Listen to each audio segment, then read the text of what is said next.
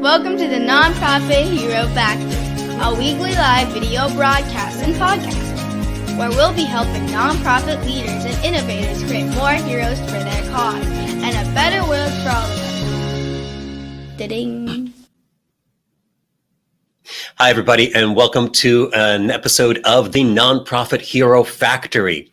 We're very excited today. This is one of our first episodes back, and we've got a prolific speaker, author, and communicator in general, Sam Horn. Sam is the CEO of the Intrigue Agency. Her 3 TEDX talks, 9 books, including Pop and Tung Fu, have been distributed widely, and she's presented to Intel, Cisco, Fidelity, Nationwide, Boeing, and Capital One, among many other illustrious clients. I asked Sam earlier, and she definitely works with nonprofits as well, so she's going to really hone all of her messaging today just to help nonprofits get their word out more clearly and more effectively. She describes her superpower as helping organizations craft clear, concise, compelling presentations, pitches, website, and marketing copy that earns the attention, support, trust, and donations of stakeholders. And if she could help us all communicate our messaging as clearly as that, I think we're going to have a great episode today. So without any further ado, let's bring Sam onto the show. Hey, Boris, I've been looking forward to sharing some ideas with your viewers and listeners. That's fantastic. Since I'm all about storytelling, can you share your story with us just for a couple of minutes? You bet. 2 minutes, rock and roll. Some people may know that I helped start and run the Maui Writers Conference for 17 years. We did something that was unprecedented at the time. We gave people an opportunity to jump the chain of command. You could pitch your screenplay straight to Ron Howard. You could pitch your novel to the head of Random House. I mean, it was just, it had never been done before. But what we didn't realize is that no one knew how to pitch. And after the first pitch meetings, one woman came out with tears in her eyes. And I went over, I said, "Are you okay?" She said, "I'm not okay. I just saw my dream go down the drain." She said, "I put my 300-page manuscript on the table." And the agent took one look at it and said, "I don't have time to read all that." He said, "Tell me in 60 seconds what your project is about and why someone would want to read it." And, you know, Boris, it said, I watched those pitches and I could predict who was getting a deal without hearing a word being said based on one thing. Guess what? The decision maker's eyebrows. Because if we're describing our nonprofit, or if someone says, "Oh, well, tell me what you do," or if someone says, "Oh, I've heard about your upcoming fundraiser or activity, tell me about it." And it's wah, wah, wah, wah, wah, wah. If people's eyes are crunched up, try it right now. Crunch up see, it means we're confused. We don't get it. And if they don't get it, we don't get it. And now if their eyebrows were unmoved, it meant they were unmoved or they'd had Botox. Now, if the eyebrows are up right now, just arch your eyebrows, lift them. Do you feel intrigued, curious? That means we got what we care about in their mental door. And in our short time together today, that's what we're going to talk about, is that in a very crowded and noisy world right now, if we're a nonprofit leader, how can we get people's eyebrows up so they're intrigued and curious and want to know more about what we're doing in our nonprofit? That's amazing, Sam. You're giving me flashbacks of my career in Hollywood and pitch sessions and the opportunity to pitch something to Ron Howard. I might completely melt if I had that opportunity. He's one of my heroes. And of course, I've worked with startups and nonprofits, and getting that pitch honed is so difficult. And I'll be honest, even for my own things, it's difficult. I can help others much easier than I can help myself. So I'm really excited to get into some of this stuff. Where do we even begin? Here's where we begin, Boris. And by the way, let's clarify, pitching isn't just for baseball, right? Is it? People think, well, wait a minute, I went into this because I care about the kids, or I went into this because I care about this cause. Yeah. The bottom line is that Nancy F. Cohen out of Harvard found that goldfish have longer attention spans than we do. 9 seconds goldfish, 8 seconds human beings. So when we say pitch, all we mean, and you know this, is we walk into a meeting, we get on a phone call, we send an email. We've got less than 60 seconds to get their attention. So how can we hit the ground running every single time? So even if people are busy, even if they're skeptical, even if it's 7 o'clock at night and they put in a 10-hour day, how can we get those eyebrows up? So you ready for a 60-second opening that gets those eyebrows up? Let's do it. Okay. Now, Boris, you said that you're a storyteller. So what I do and what I hope everyone else does is that every time we want to make a point, we start with a story. Because if we start with the story, as you know, that's what people relate to. That's what they identify with. The eyebrows are up, they're intrigued, and they Socratically get the message and want to know more, right? Okay, so here's the story about how to have a 60-second opening that's helped my clients get millions of dollars. And, well, we'll tell the story. So you may also know that I was pitch coach for Springboard Enterprises. We've helped entrepreneurs get 10 billion in valuation and funding. So one of my clients came up to me and she said, Sam, I've got good news and I've got bad news. I said, what's the good news? She said, I'm speaking in front of a room full of investors at the Paley Center in New York. I said, that's fantastic news. I said, what's the bad news? She said, I'm going at 2:30 in the afternoon and I only have 10 minutes. She said, you can't say anything in 10 minutes. I said, Kathleen, you don't have 10 minutes. You have 60 seconds. Here's the opening we came up with that helped her become Business Week's most promising social entrepreneur of that year. Did you know there are 1.8 billion vaccinations given every year? Did you know up to a third of those are given with reused needles? Did you know we're spreading and perpetuating the very diseases we're trying to prevent? Imagine if there were a painless one-use needle for a fraction of the current cost. You don't have to imagine it. We're doing it. And she's off and running. Are your eyebrows up, Boris? Yeah, I mean, I'm intrigued. Okay, now I hope people have paper and pen because that's the only thing all of our authors agreed at Maui Writers Conference. You know, Terry Brock would say you have to write first thing in the morning, and Elizabeth George would get up and say, I don't get going until the afternoon. And Frank McCourt would say, you have to work with an outline. And Dave Barry would say, I never work with an outline. Here's what they agreed on. Ink it when you think it. So grab a piece of paper, think about your nonprofit, and think about your meeting with a potential sponsor or donor. You're meeting with your volunteers. You're asking people to come to an event coming up. Here are 3 steps that can help get their attention, whether it's on the page or on the stage or online. Okay, ready? What Let's are do it. 3 did you know questions you can ask about the problem you're solving, about the issue you're addressing, about the need you're meeting? So it's, did you know this and this and this? And now what we're looking for are startling statistics about how bad it is, about how much money is being spent, about how many people are being affected, about the trend is being worse. Mm-hmm. Because our goal is, did you know this? I didn't know that. And did you know this? It's that bad. And did you know this? It's getting worse. Do you see how in the first 20 seconds, we've already turned a monologue into a dialogue by asking questions that surprise and startle people, get the eyebrows up. Now they're engaged, right? Yeah. Okay. Now, by the way, if you're thinking, Sam, where do I find those startling statistics? You GTS that stuff. You know, I know we have nonprofits in every kind of industry and on every kind of issue. I guarantee you, if you put into search, what are startling statistics about blank, about, you know, kids with disabilities, about, poverty, about homelessness, about, food needs and things like that, you're going to come up with things you didn't know. And if you don't know it, chances are your decision makers don't know it. Now they're smarter than they were. You just earned their attention. So that's the first step. 3 did you know questions. Ready for the next step? Yeah. Okay, 1 word. Imagine. Imagine pulls people out of their preoccupation. It helps them picture your point, see what you're saying, so they're not preoccupied. They're actually picturing in their mind what you're saying. Now link imagine to 3 benefits of your nonprofit, 3 advantages of supporting your cause, 3 good things that will happen if you go ahead and attend this event or support the nonprofit. And let's go back to Kathleen Callender. She was president and founder of something called PharmaJet. Now, before we worked together, guess how she used to introduce herself? By explaining that PharmaJet was a medical delivery device for subcutaneous inoculations. It's a what? Look at those eyebrows, Boris. She would have lost him at hello, right?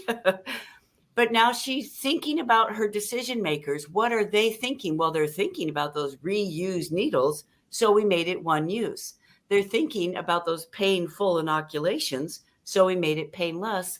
Most decision makers, even for a nonprofit, are thinking about money. How am I going to know my money is being well spent? How am I going to know the results that you're getting for my money? So we made it a fraction of the current cost. Do you see how in a world of infobesity, we distilled into one succinct sentence? Oh, who wouldn't want that? That's your goal. Imagine this and this and this. And people are thinking, sounds pretty good. Ready for a third step? Definitely. I'm taking notes. You don't have to imagine it. We're doing it here. In fact, in this article, here's this respected thought leader who's on our board. It's like, in fact, here is a podcast interview or a media interview that showcases some of our heroes, some of our success stories, right? So here's the thing. You can do all that in 60 seconds. And if you do that in 60 seconds, you just gave yourself a competitive edge, because everyone else is still explaining what their nonprofit is, which is infobesity. You turn a monologue into a dialogue. You've gotten their eyebrows up. They're intrigued and curious. And now they know something they didn't know before about the importance of your cause, about the number of people being affected by it, about, that it's getting worse and yet you're reversing it. You did it all in 60 seconds. By the way, one last thing. At the end there, come in with evidence and precedence. So when you say you don't have to imagine it, we're doing it, come in with something that's objective and factual to prove that this isn't speculative or you're just not making some claim. Here is the objective evidence that they can trust to show that you're doing what you're saying, you're delivering on your promises, so they can trust you and take it to the bank. That's awesome, Sam. So there's a lot to unpack there, and I want to explore some of it. There are a few copywriting or storytelling formulas, because good copywriting should be always good storytelling, that I teach, and that this just goes hand in hand with, if you will. So first is, of course, the Threeact structure of the beginning, middle, and end. You've got a beginning, which I often compare to, since I spent a lot of time in Hollywood, to that trailer voice of "In a world where this is going on," right? And those are those surprising statistics that you're talking about. One man has to, and that's the solution. So there's another that's the way you put it, of basically problem, then potential result, like the vision, and then the solution, the way we're going to get there. So there's the current world, hopeful world, and now let's build the arc to get from the beginning to the end. So you've got all three acts, but you're doing it in a way that's constantly teasing people to think and getting their imaginations open, hopefully even getting some emotional connection, because in studies that I've read and the work that I've been trying to do, emotion is what really triggers someone to respond and to take action. So I think that's a beautiful formula that can really just simplify things for a lot of people. Here's the good news. It's a framework, right? It's both of us believe that frameworks, templates are just suggestions, and then we customize and tailor it. And Boris, the good news, we can do this in integrity. This is not some cheesy tactic, no, some manipulating of language. All we're doing is we're understanding that people have heard it before. And we have 60 seconds, once again, to genuinely introduce something that they don't know, that now they're interested in, so they want to continue to listen. Now, you just brought up emotion. So that's one option. And by the way, this is a buffet of ideas. It's not, you have to do this, you have to do this. It's not, in a way, it's not a formula. It is a framework. If you want another option of how to start something off, shall we talk about that? Let's do it. Okay, we're going to talk about something called the empathy telescope. because stories are a shortcut to compassion and examples are a shortcut to empathy. So here's a quick example, right? We show, we don't tell. So Shankar Vedantam, who is host of Hidden Brain on NPR, wrote an article in the Washington Post years ago. And he wrote about an oil tanker that had caught fire 800 miles off the coast of Hawaii. Now, a cruise ship happened to be going by, and they were able to rescue the 11 people on board. And the captain gave a press conference, and he talked about how grateful he and his crew were to be rescued. All he can think about is his dog that got left behind, abandoned on the tanker. Well, that press conference went viral, and donations started pouring in from around the world. $5, $500, $5,000. The U.S. Navy changed the exercise area of the Pacific Fleet just to search for that tanker. They found it. They sent a C-130 to fly low, see if there's any signs of life. There's a brown and white blur racing up and down the deck of the tanker. Of course, they mount a $250,000 rescue mission to get this dog, and they're able to safely bring him back to Hawaii. Now, people may be thinking, what does that have to do with running a nonprofit? What's the point? Here's the point. Why did people from around the world mobilize to save one dog when there are thousands of people in their own cities and states and countries going without food, water, and shelter? It is because of something called the empathy telescope. And the empathy telescope says we can put ourselves in the shoes of one person. We cannot put ourselves in the shoes of millions. We can put ourselves in the shoes of an individual. We cannot put ourselves in the shoes of an idea, of an organization, or a cause. Which is why when we try to explain how our cause works, why it's important, when we start talking about how we're a 501c and our mission is to do that, it goes in one ear and out the other. It's why we give examples, not explanations. So the question, of course, is, who are your heroes? Who are your dogs on a tanker? Who is the individual? And just as you said, Boris, show the hero journey arc, right?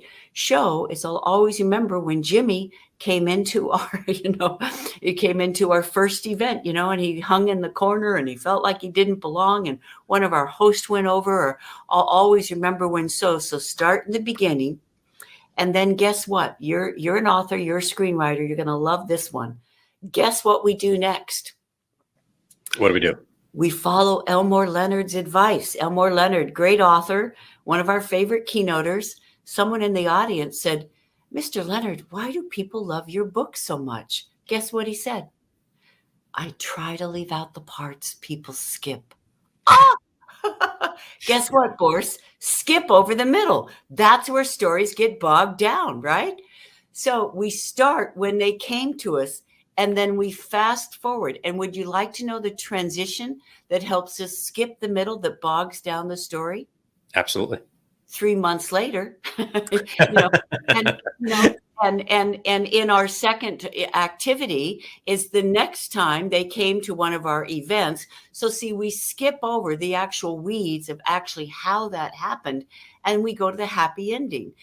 Is that now he doesn't miss an activity. Now this donor has decided to stay with us for 10 years because we're the only one that sends them a quarterly report. Where they're the only one who says, you know what? We donate money to other nonprofits, and the only time we hear from them is when we get the letter asking us to give us more money. We don't hear the results. We don't hear voluntary good news of how they are benefiting people, how they're getting results in the real world. So start at the beginning with an individual, not with many people and not with a demographic. An individual, skip over the middle, and then the happy ending, the benefit, the result, all done with dialogue. Time for me to put a sock in it. Ball's in your court, Boris. No, this is amazing. So there's the fact that we can really only identify with one person, which you brought up very acutely and appropriately there. We can't identify with a million people. There's also, in that particular story of the dog, there's the idea that I can't save all dogs. I can't. I wish I could. I love dogs, but I can't. However, I can save one dog. So this one dog stuck, and we could all, even as you were telling me the story, I was getting emotional. You know, we could all feel for that dog owner, especially for dog owners ourselves. We could all feel for him, and we feel like if I donate, maybe I can make a tangible difference, some result that I can see based on the effort that I put in, which might just be to donate. It might be to donate and share. It might be, you know, to invite people specifically to come and hear about this story and make it go viral. So there's a lot in that story itself. You know, Boris, it's like, do you know what the title of that article was in the Washington Post? Genocide and Infamy. Because the point was, just as you said, Boris, when we hear about something that is massive, when we hear about something that is on the other side of the world, it feels distant and it feels overwhelming, and we retreat and we withdraw. And that is why focusing on one individual, as you said, we feel that we feel like we can help instead of feeling helpless. Mm-hmm. In fact, there's another great little story about this. Years ago, I was in charge. I started the National Speakers Association chapter in Hawaii. And so we had Sylvia Chase, who was in town on vacation. And so she spoke to our chapter. Sylvia Chase worked for CBS News and on one of the early versions of 2020.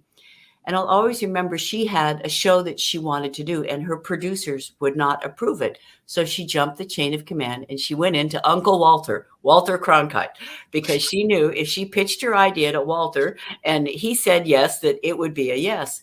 So she went in and she pitched her story, and he looked at her and he said, let's see. He said 8 words. Guess what he said, Boris? I couldn't. Sylvia, your cat is not in my tree. And she went, what? He said, think about it. Your cat is not in my tree. In other words, well, Boris, I've been talking long enough. Boris, what does that mean to you? It means that I don't know how I can step in and help. It's not on my property, so it's not my problem, but it's also removed from me, so I can't get in there and do anything about it. Feels like not my problem, essentially. See, Boris, you just got it. Every nonprofit leader right now, it's like, if we're not on someone's property, they don't care. And it's not that they're not compassionate people. It's just they've got a lot on their plate. And recency equals relevancy, and so is nearness. When something is happening in our backyard, we are much more likely to care about it than if something is literally and figurative, far away, distant. It's not just geographical, it's metaphorical, and it's psychological, right? So part of our goal and role as a nonprofit leader is how, when we're talking with someone, we can use a real life example. Once again, not some made up story, a real life example of something that is happening in their neighborhood, in their city, in their backyard, on their emotional property. So they feel not only that they can help, that it's possible, they feel almost a responsibility or an obligation to step up and do something instead of just look the other way. Yeah, so we naturally can understand and relate to, sympathize and empathize with things that are going on near us in our immediate vicinity. You know, if something's happening in my city and there's a danger, of course, I'm going to be more attuned to that, more responsive to that. But I will say, I think in this day and age with digital technology and social media and all kinds of media interconnecting us, there are different kinds of neighborhoods now. It doesn't have to be a physical neighborhood or city. It could be a neighborhood, a community that I feel I'm a part of. For example, it's Pride Month right now, right? I feel like pride is critical to our society at this point in our history. And I'm going to stand up and take action if I see something happening to that community or for that community. I tell you, good for you, Boris. In fact, we had talked about how many nonprofits, because of COVID, have shifted to being on Zoom and being Yeah. virtual. So how can we create a community online, right? When we have people around the world, around the country, around the state, how can we make them feel or create an environment where they feel they belong? They're part of the process instead of apart from the process. So let's talk about how we can do that virtually. You want to? Absolutely. Okay. Number one is to send a letter, an email before a Zoom meeting, before any event. And one of the first things is, we know you're busy. That's why you can trust us to start on time and to end on time. And from now on, understand, Richard Branson said, time is the new money. And I think time is the new trust. If we want our participants to trust us, we always start on time. Because what is the message sent if we say we're going to start at 9 o'clock and people are there at 9 o'clock and we say, well, we have a few latecomers, so we're going to wait for a few minutes? Who are we rewarding? Who are we penalizing? No, we say you can trust us to always be a good use of your time. Now, the second thing, always take less time than they anticipated. If people are accustomed to like an hour meeting, you say in that email, we know how busy you are. We know that our board meetings are normally at 7 o'clock and you've already put in a 12-hour day. So we have reduced our board meetings to 30 minutes, and people are going, oh, okay. They're acknowledging the fact that I've got a lot on my plate and I'm a lot more likely to be on that board meeting and participate in that board meeting because it's a half an hour instead of an hour. So keep it brief so they don't give you grief. Now, number three, say you have a 30-minute board meeting. Guess what? And say there's 10 people on the call, Zoom. Guess what you do for the first 10 minutes? You go around and you give every single person a voice, because otherwise they're not a part of the conversation. They're apart from the conversation. They're passive. They're not participants. So by giving people a voice and an identity, you are creating a community where we feel connected. So it's, please tell us, each of you have 60 seconds. And by the way, when we say 60 seconds, we mean 60 seconds to give us, an update, something going on in your world, so that you are connecting your board, not just on a report of what we've done since last month. We're saying you matter. We want, oh, I didn't know you were part of that club. Hey, congratulations on finishing that 10K. Hey, I saw that you got that award, so that people once again feel connected instead of just sitting and listening to something that's not even personalized or customized for them. And then guess what we do after everyone has a voice? 60 seconds. We share one of our hero stories.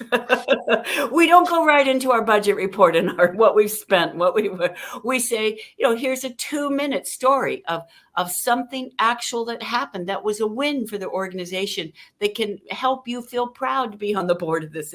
So we go right into one of our dog on a tanker stories.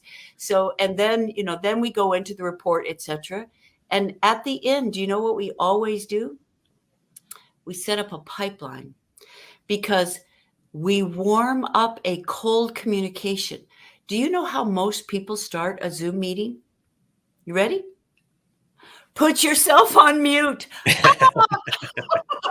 Boris, would we have a party at our house and walk in, and the first thing we say to people is, put a sock in it. Be quiet. Stay silent. No, the first words are, welcome. Thank you so much for taking time out of your busy schedule. It's good to see you again. Congratulations. Warm up the opening so that people are glad to be there. Robert Frost said, no joy in the writer, no joy in the reader, no joy in the host, no joy in the listeners. And then at the end, always set up a pipeline with the words looking forward. We're looking forward to seeing you next month. We're looking forward to sharing a report about how that event went. We're looking forward to sharing our next month's hero story, so that we warm up communication. We create a community where people feel involved and engaged instead of just passive spectators who are not participating. They're not a part of the process. They're apart from the process. What are your thoughts about that, Boris? Well, so I don't deal very much in board meetings, but the structure, it absolutely makes sense. And when it comes to building communities online or in person, however they are, whether they're through social media or through Zoom calls or through in-person meetings, absolutely what's key is helping people feel, or empowering people to feel like they are a contributor to the community, like they're part of the narrative. They're not just listening, but they're an active participant, that they can share their insights, and make them feel like a human being is absolutely critical. So I love all of that. Speaking of being respectful of time, we just reached the half-hour mark, and I really want to be respectful of yours. If you have a few more minutes, though, I'd love to nudge you slightly further in one direction, which is that's how you engage people and make them feel part of a community. There's a big content strategy called user-generated content, where you really solicit insights from your audience, from your community, and then you share it out with everybody, making them feel even more heard, making them feel like they're actually influencing the direction of the organization, which is fantastic. Mm-hmm. But what nonprofits are having a hard time with, another thing that nonprofits are having a hard time with is getting people to tune in the first place, right? So we're competing now sometimes on a national scale, which is great because all of a sudden Brooklyn organizations that I've been talking to have participants in Texas. Great, but they don't know how to get that attention in the first place, how to compete with the Amazon ad or the retargeting ad that they just, someone just visited a website, or the next funny video in the TikTok feed or Facebook feed or whatever it is. Mm-hmm. So some people call it, how do we stop the scroll?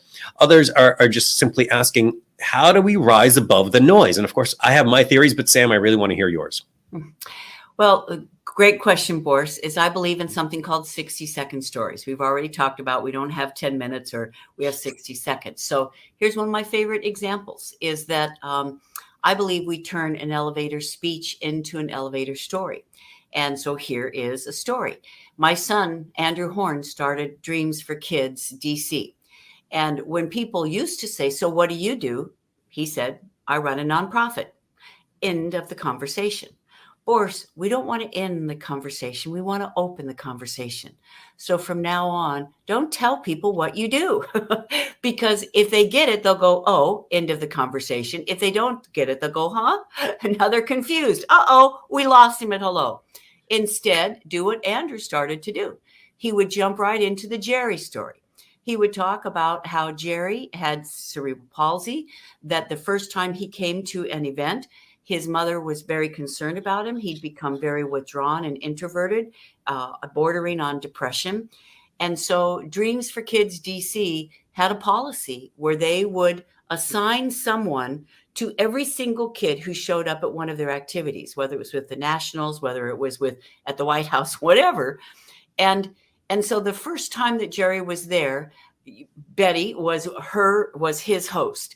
Well, Betty made him feel welcome. Betty cheered him on, Betty, whatever. And a couple months later, they had an event out at Great Falls, and it was actually kind of like a mud race.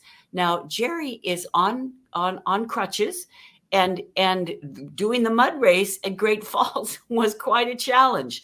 So now all the kids had finished, and Jerry was nowhere to be found. So Andrew ran back on the trail to find out where Jerry was. Well, here was Jerry and his host struggling up the trail, and he was very determined he was going to finish it.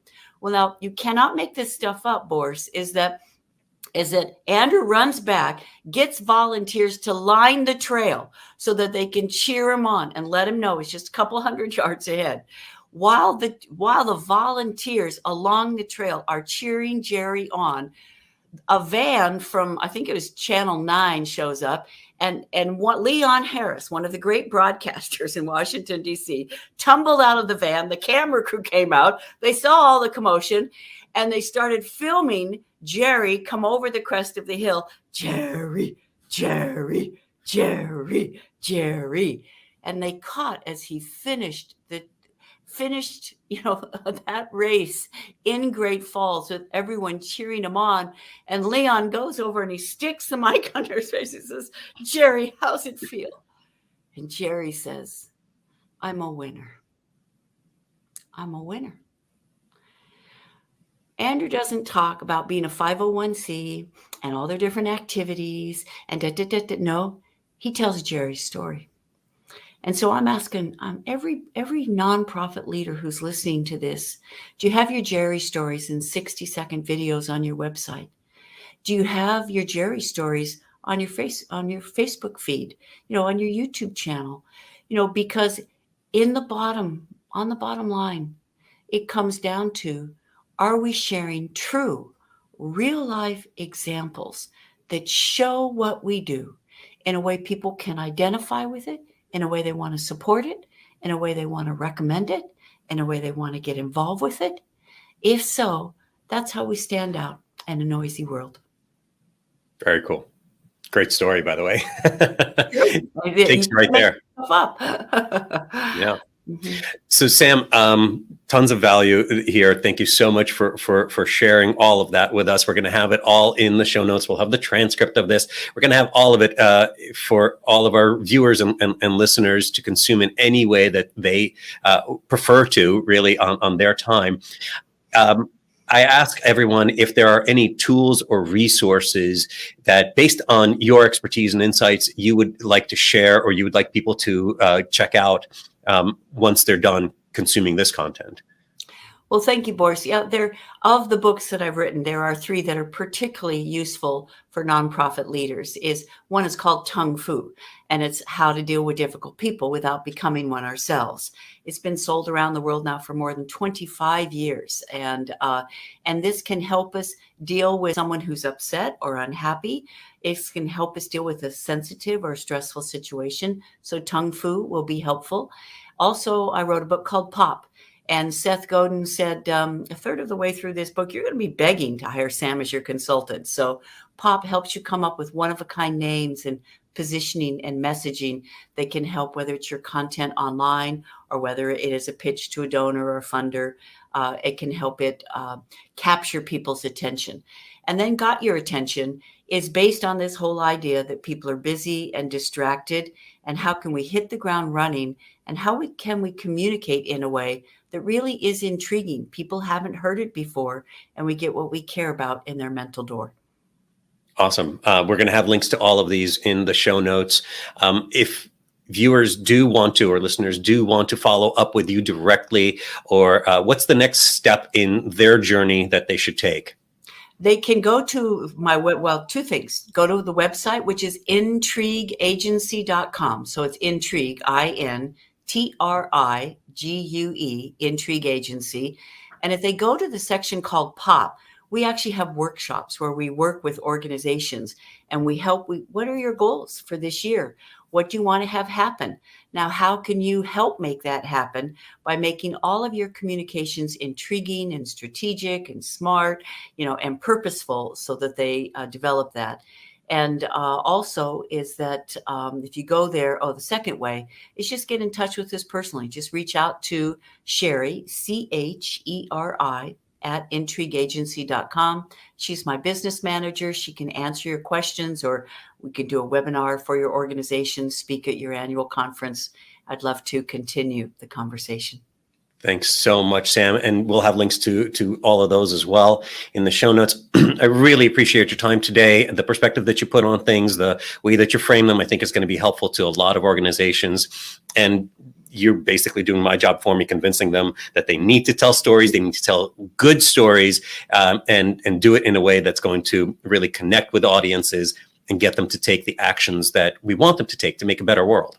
So thank you so much for your time today. You're welcome. Hope people have found it intriguing, inspiring, and useful. And thank you, everybody, for tuning in. We're excited to have guests like Sam on every week. We're back now full time, and we hope you'll keep tuning in. If you like us, please go ahead and subscribe, rate us, help us get the word out so that more people could discover guests like Sam and all of the great other guests that we have on here that help nonprofits reach their audiences and create a better world for all of us. Thank you, everybody. Take care. Thank you all for watching and listening to the Nonprofit Hero Factory. We hope this episode has given you some ideas and strategies for creating more heroes for your cause and a better world for all of us. Please be sure to subscribe to this show on YouTube, Facebook, iTunes, Spotify, or your favorite